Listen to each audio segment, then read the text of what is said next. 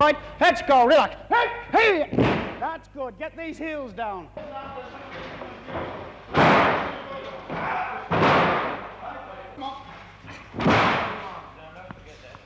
Strange as it may seem, this is the way these young men are hoping to make a name for themselves on Australian television.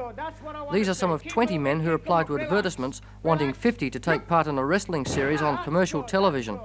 Their reward, after 10 weeks of solid training, will be $40 a match and perhaps television fame. These are early days for Australia's new potential in the wrestling ring, and they spend most of their time in a gym at Col Dervany's at Kilburn, learning how to avoid being hurt. But all in all, it's a tough job.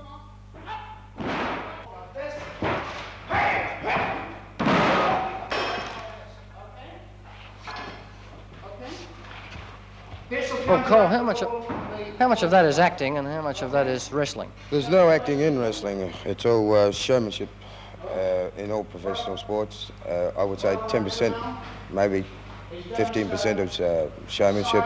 The rest is actual wrestling.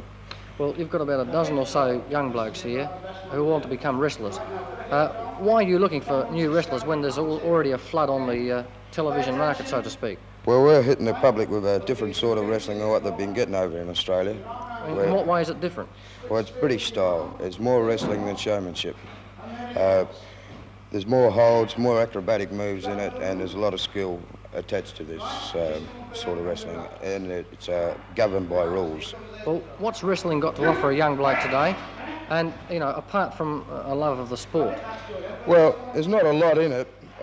For a bloke who's just starting off, he's got to build up. He's got to be a winner, a crowd pleaser, and he's got crowd pleaser. This is where the acting comes in, is it? No, not necessarily. He's got to be, when I say crowd pleaser, he's got to learn and do spectacular things like drop kicks. He's got to do them in a spectacular way, and the crowd like these sort of things.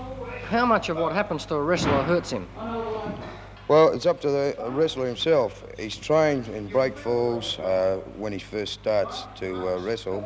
He learns these falls to their second nature to him. They don't get hurt as much as the public think they do because they're trained. Anyone from an ordinary walk of life try these things, they get back broken bones or anything like this. You know. While they're training, the greatest opposition for the trainees comes not from their opponents or even from their trainers, but apparently from their families.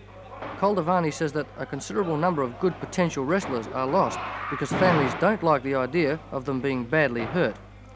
But few of them are, of course, although many of the newcomers admit that there are plenty of bruises. It's, pretty rough, and there's a lot more skill than... Oh yeah, there's a lot of skill to it. It's not so much bashing, but you get 3 or 4 slams around on the floor and you start to go a bit groggy on it, and of course that's the end of you. But it's pretty rough. Well, it is pretty rough, but you've got to look after yourself, you'll be right. Doesn't worry you at all the fact that you could get seriously hurt? Oh, it wouldn't worry me, no. After, you've been coming a couple of nights, do you think you'll make the grade? Well, I like to think I am, but it's not really up for me to say until I've had to talk to the instructors, but I think I'll make the grade myself.